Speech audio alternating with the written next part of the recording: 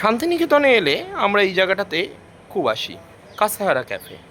কারণ এই কাসাহারা ক্যাফের সঙ্গে জড়িয়ে রয়েছে ভারত জাপান সম্পর্কের একটি মেলবন্ধনের আলাদা দিক। এখানে সৈকতও আছে, সৈকত আর আমি কাসাহারা ক্যাফেতে আসি। এই কাসাহারা ক্যাফে কেন কেন এটার নাম কাসাহারা ক্যাফে? এখানে তার একটা ছোট ইতিহাস আপনারা পাবেন। আসলে 19th সেঞ্চুরির শেষে ভারতের সঙ্গে এশিয়ার যে সম্পর্ক, তাই নিয়ে বহু কাটাছেঁড়া হয়েছিল। তাই সেই সম্পর্কের মেলবন্ধনের এক অন্যতম নাম হচ্ছে কিম্যাট্রো কাসাহারা। তিনি এসেছিলেন, মূলত একজন জাপানি আর্কিটেক্ট, এসেছিলেন ভারতে বৌদ্ধগয়া, তার মন্দিরটা সেই সময় প্রায় ধ্বংসপ্রাপ্ত। সেই মন্দিরটার পুনর্নির্মাণ করার চেষ্টা চালাচ্ছিল তৎকালীন ব্রিটিশ সরকার। তিনি আসেন এবং এই একই সময় 1922 নাগাদ রবীন্দ্রনাথও বিভিন্ন বৌদ্ধ মনেস্ট্রিগুলোকে ভিজিট করছেন, তার উপর কাজ চালাচ্ছেন। সুতরাং অনিবার্যভাবে যেটা ঘটেছিল, কাসাহারা শান্তিনিকেতনে এসেছিলেন এবং শান্তিনিকেতনের এই সংস্কৃতি চর্চার তিনি অন্যতম পার্ট হয়ে গিয়েছিলেন। তার ভালো লেগেছিল এই ভারত জাপান যে রিলেশনশিপ। রবীন্দ্রনাথের, আপনারা যারা শান্তিনিকেতনে আসেন তারা জানেন, উদয়ন একটি অন্যতম বিখ্যাত বাড়ি, সেটিকে তৈরি করেছিলেন এই কিম্যাটো কাসাহারা, এই ভদ্রলোক। এবং তার সাথেই তিনি তৈরি করেছিলেন রবীন্দ্রনাথকে উপহার দেওয়ার জন্য শান্তিনিকেতনে একটি গাছবাড়ি, দুটো পিপল গাছ। এই যে সেই গাছবাড়িটা এখন ধ্বংস হয়ে গিয়েছে, এখানে তার ছবিটা দেখতে পাবেন। দুটো গাছের ওপরে ভর দিয়ে একটা ছোট্ট ঘর, যেটা তিনি রবীন্দ্রনাথকে উপহার দিয়েছিলেন। এবং রবীন্দ্রনাথ এটা এত খুশি হয়েছিলেন যে এই গাছবাড়িতে বসে তিনি সাহিত্য চর্চা করতেন, তিনি লেখাপড়া করতেন, কয়েকটি তার বিখ্যাত কবিতাও তিনি লিখেছেন। তো এই কিম্যাটো কাসাহারা, তার সম্মানার্থে শান্তিনিকেতনে এই কাসাহারা ক্যাফে। এবং আমরা এখানে আসি এবং আমাদের সাথে আছে সৈকত। সৈকত, এই যে এই কাসাহারা ক্যাফে, মানে এর একটা আলাদা গুরুত্ব, যে কেন এখানে বারবার শুধু কাসাহারা ক্যাফে বলে নয়, জাপান ভারতবর্ষের সভ্যতা সংস্কৃতির দিক থেকে যদি আমরা দেখি, তাহলে জাপানের একটা বিরাট গুরুত্ব রয়েছে ভারতবর্ষকে রিবিল্ড করার মধ্যে দিয়ে। এবং এই দুই দেশের সংস্কৃতি, যেমন সবথেকে বড় কথা, জাপান আমাদের থেকে বৌদ্ধ ধর্ম গ্রহণ করলো।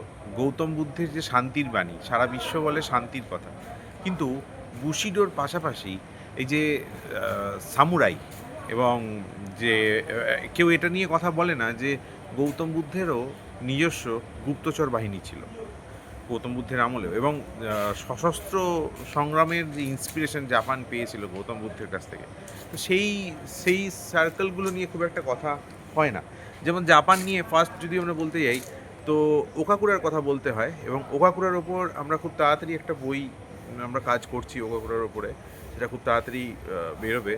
যে স্বামীজির মৃত্যুর পর ওকাকুরা আসছেন কলকাতাতে, এবং ঠাকুরবাড়ির সাথে তার যোগাযোগ হচ্ছে।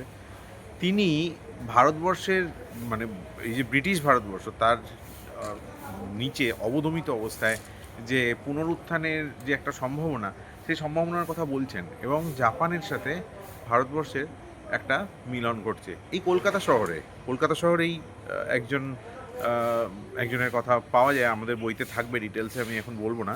তো যার সাথে ওকাকুরার বিভিন্ন চিঠিপত্রের আদান প্রদান হচ্ছে, এবং কলকাতা শহরটাকে নিয়ে কথা হচ্ছে, ফুল ফল সংস্কৃতি সব কিছু নিয়ে কথা হচ্ছে। জাপানের সাথে ভারতের মিল কোথায় সেই নিয়ে কথা হচ্ছে।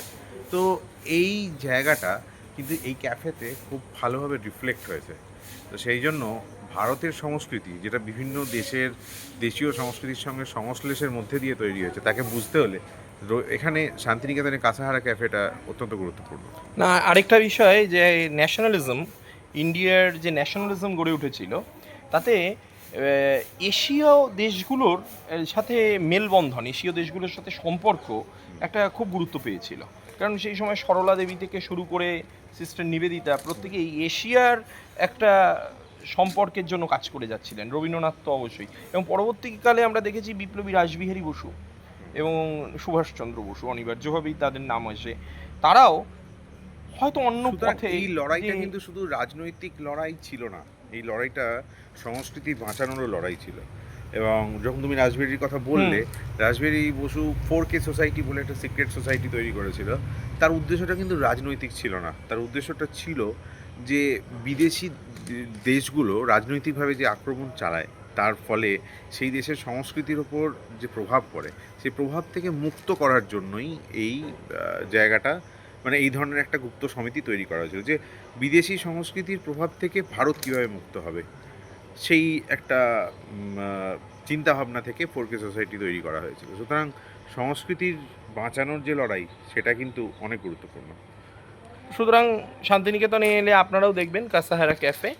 এখানে রবীন্দ্রনাথ, শান্তিনিকেতন এবং জাপানের অনিবার্যভাবে একটা সাংস্কৃতিক মেলবন্ধন। নমস্কার।